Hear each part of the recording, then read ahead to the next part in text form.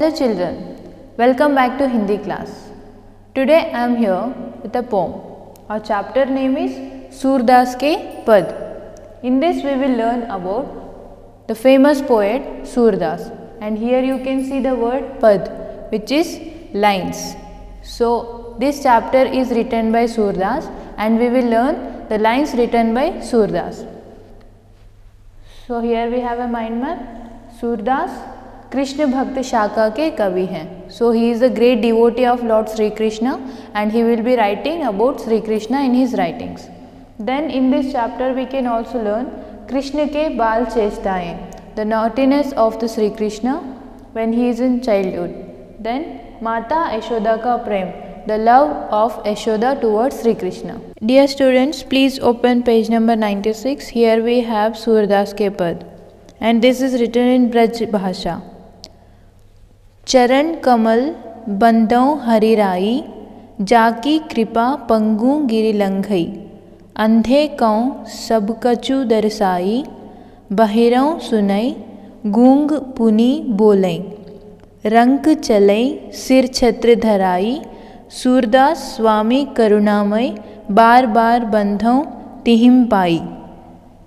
इस कविता में सूरदास कहते हैं कि मैं भगवान श्री कृष्ण के कमल रूपी चरणों की वंदना करता हूँ, जिनकी कृपा से अपंग पर्वत पार करने में और अंधा सब कुछ देखने में समर्थ हो जाता है, बहरा सुनने लगता है, गूंगा बोलने लगता है तथा कंगाल राजा बनकर सिर पर छत्र धारण करके चलता है. सूरदास जी कहते हैं कि मेरे स्वामी श्री कृष्ण बड़े दयालु हैं. मैं उनको पाने के लिए बार बार उनके चरणों की वंदना करता हूँ. So in this lines Surdas says about Lord Shri Krishna that I worship the feet of Lord Krishna by whose grace of handicapped is able to cross the mountain and the blind are able to see everything. The deaf begin to hear, the dumb begin to speak, and the pauper walks as a king with an umbrella over his head. Surdas ji says that my Lord Sri Krishna is very kind. I worship his feet again and again to meet him. किलकत कान्ह गुटुरी वनी आवत, मणिमय कनक नंद कई आंगन बिंब पकरिम्बई धारवत. बहहुम निरखी हरि आपू छाह, कौं कर सौ परकन चाहत. किलकी हसत साजती द्वै, दतियाँ पुनि पुनि तिहिम अवगाहत.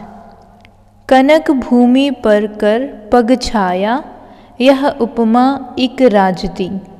प्रतिकर प्रतिपद प्रतिमान वसुधा, कमल बैठकी साजती. बाल दशा सुख निरखी जसोदा, पुनि पुनि नंद बुलावती. अंचरा तर लय ढांकी, सूर के प्रभु को दूध पियावती. सो सूरदास जी कहते हैं वात्सल्य रस के सम्राट सूरदास ने श्री कृष्ण की बाल चेष्टाओं और माता यशोदा का वात्सल्य का ऐसा सुंदर वर्णन किया है कि मन भाव विभोर हो जाता है. कान्हा मतलब श्री कृष्ण प्रसन्नता से किलकारी मारते हुए घुटनों के बल आगे बढ़ते जाते हैं.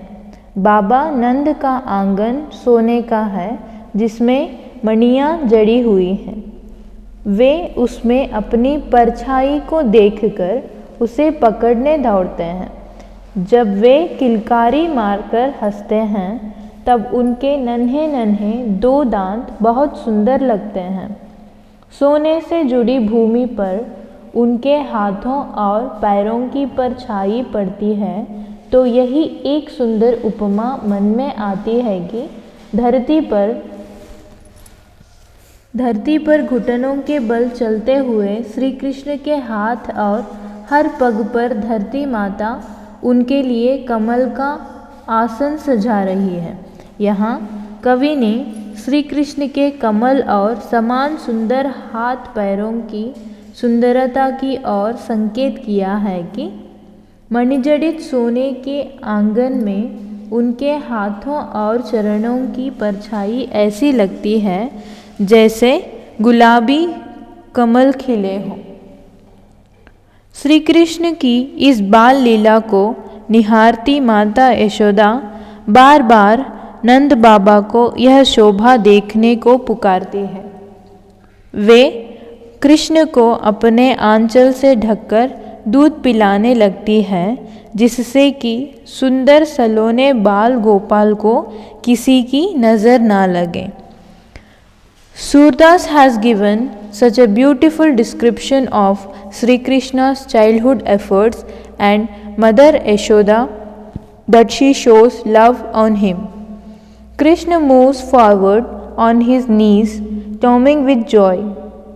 Father Nanda's courtyard is of gold, in which gems are fixed, it means diamonds.